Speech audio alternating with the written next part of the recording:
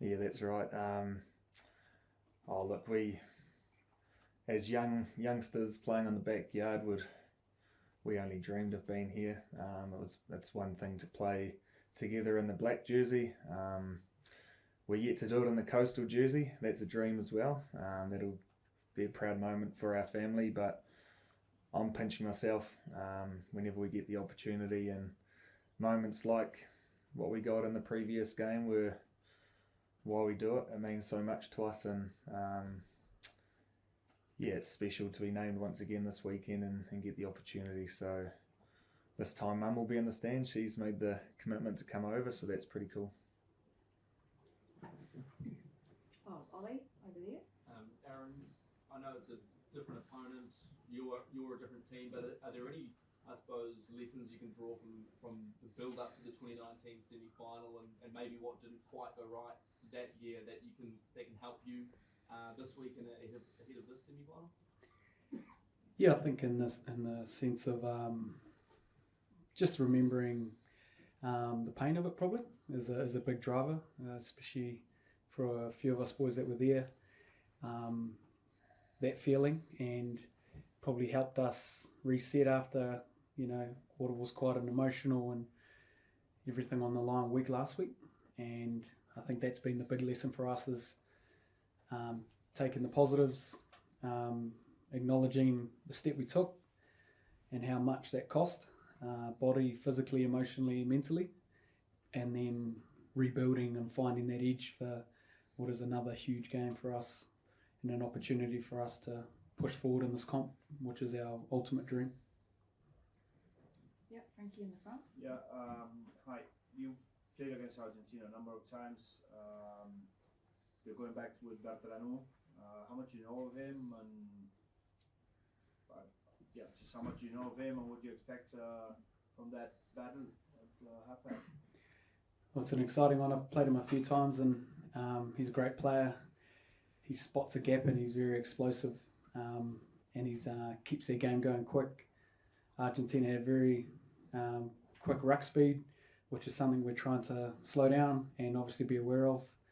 And one of their biggest weapons is their offloading game, which they're able to. Their big boys have got good feet and great interpassing, and how they build momentum through quick ball offloading, keeping the ball alive, and sometimes that leads to ill discipline or offsides or getting desperate at rucks. So we've got to make sure we keep an eye on him, and his kicking game is pretty critical for them as well.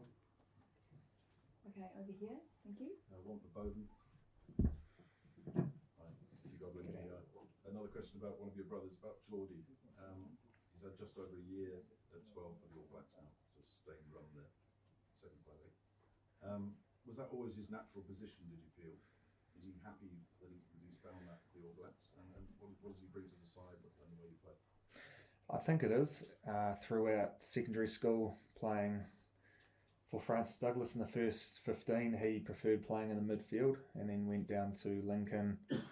He and Jack Goodhue teamed up, and it was always his preferred position, being in the midfield, just being able to.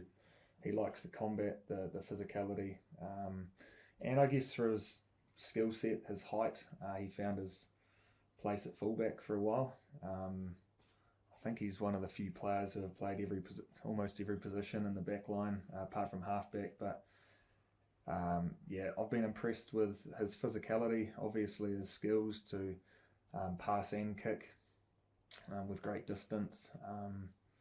He's come a long way, and I think he's found his place, his position at international rugby. Okay, Luciano. Yeah, Frankie, Miss Assistant. Basically, Argentina showed something against England which wasn't what they showed against Wales. Which team do you think will show up on Friday? We know how physical they are, especially in the forwards, and how they run so hard. They scrum hard. They drive hard. Everything's about physicality and winning those battles for them. And then you've got plenty of skill within their backs and their speed, explosiveness. We're expecting anything, to be fair. we can only analyse what games we've seen previously. So we know defensively we've got to be really up for a physical battle for them to come through the heart there, and expect some silky footwork in the wide edges. Okay, we'll go to James, McConey, and then Harry. Yeah, it's a question for both of you. I noticed there was massive emotion after that Irish game, and must be huge excitement for a semi-final. So how do you stay grounded this week and not burn out before game day? What sort of things are you doing to just keep your emotions in check? We know we've got to be better again this weekend. Simply the emotions, the intensity, it's all on the line this weekend.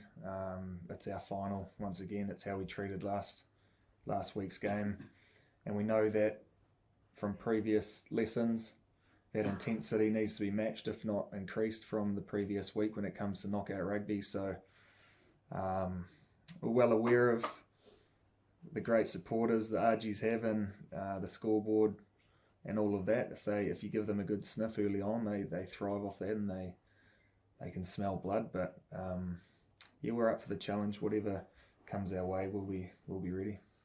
Okay.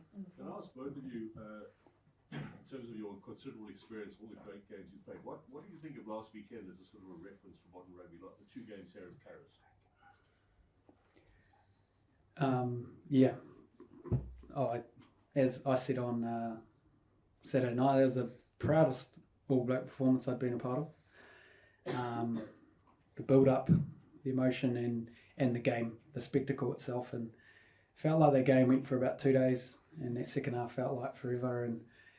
But it was so much fun and intensity, and just 2 teams not giving up, and our boys to really stay in it, really control that last 10 minutes was the most proud point.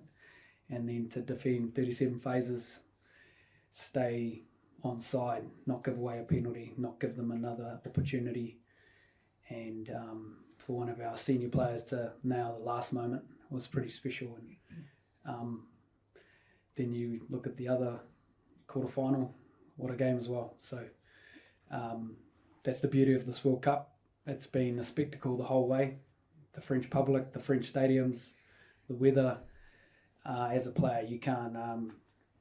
You appreciate so much about what's gone into this tournament, and to be still a part of it is just such a blessing. And as players, it's your opportunity to make sure you prepare and give it absolutely everything each day to when you get a chance to play. And we're lucky enough to have another opportunity this weekend, and we want to be better than we were last week. Andrew Seville at the back there.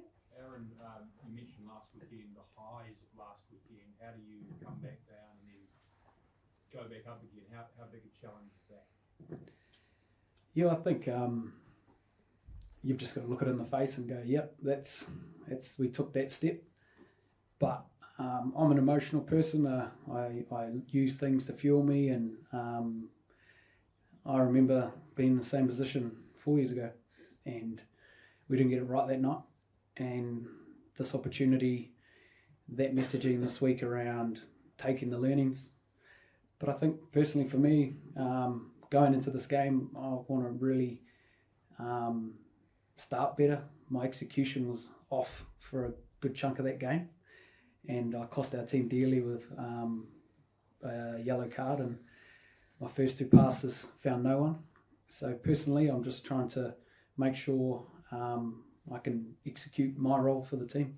And I think in the second half I was able to do that, just do my job, trust my instincts, and play. So using those energy and the lessons of 4 years ago, and just trying to make sure on Friday night I'm in a position to execute my role as best as I can. Liam? All 4 quarterfinalists kicked more than the opposition. You guys had a lot of success with your short kicking game, had success against Argentina with the kicking before. How big a part do you expect that to play this week? Yeah, we were early on in the competition quite surprised with everyone's long kicking game. With the warmer conditions, the ball was certainly travelling a lot more. So we'll still see a fair bit of long kicking, but with the conditions now, the weather's a bit cooler, it's raining, there might be a few more balls going up, contested balls along the ground. So it's all about finding that space. It's having a repertoire with many options of getting the ball there. Multiple players who can also kick is very important for how we play. Okay, in the front here. Thank you very much. A question for both of you, if I may, about your captain. What has Sam Cane brought to the group in times when it has been tough over the last couple of years that has made him an exceptional leader and maybe one who will win the World Cup? I've been very complimentary with my words towards our skip recently. A lot of you don't see or hear what he says to us in huddles and meetings. He's a leader you really want to follow because of the way he puts his body on the line, the way he defends, tackles. He's fully committed. So, he's inspiring to us when he does those efforts, those actions on the field. Yeah, totally agree with Bodie, but I just love the way he, in our huddles and stuff, he smiles in the big moments when it's getting tough. As a leader, he just puts it out there about what's going on and what we need to do next. And his Monday to Friday stuff with our leaders and pushing us and probing the right question, and then his preparation is wordless. He just shows through his actions, through his always on time, there first. He shows up every day wanting to be better, and as a player and as a guy who's played with him a long time, you get inspired by that. And then when you see him do what he did on the weekend, that's pretty, we were just all following him. And as us leaders, it's our job to help support him as best as we can as well. And he's an inspiring man. Okay, next one there and then last one at the back. Question for Beauden. Since 2019, you've played as 15 and Richie Monga as 10, and you have a link between you. How can you describe the evolution of this link between you and Richie Monga until today? Yeah, the link or relationships growing significantly on and off the field. We understand each other more, and we understand how we can contribute to the team in different areas of the game, particularly in phase play when it gets broken up and out of structure. We're both there and we can bounce off each other, and if Richie's in the ruck, I can stand up and direct play with the halfback and vice versa. So it's been a pleasure to play with Rich, and also with D-Mac. Whoever's out there, the 10-15 combinations, very important to this team. Last one at the back, thanks. Hi, Beauden. I know it's a long time ago now, but how did you manage to overcome the defeat of the opening game against France? What did you learn from it? Do you have the feeling you get more and more insurance game after game? You're testing my memory there. It seems like a long time ago, but we missed a few opportunities, particularly in that second half. We felt we probably deserved more points in the first half for how we played, but that's rugby. Sometimes it doesn't work like that. There were just some critical moments in the second where you've got to take those against a quality side. But like I said, it's quite a long time ago. Obviously, they're a fantastic team with threats all over the park. I admire the way they play rugby with a balance of physicality and flair, and the way they find space. We really respect them as a rugby team.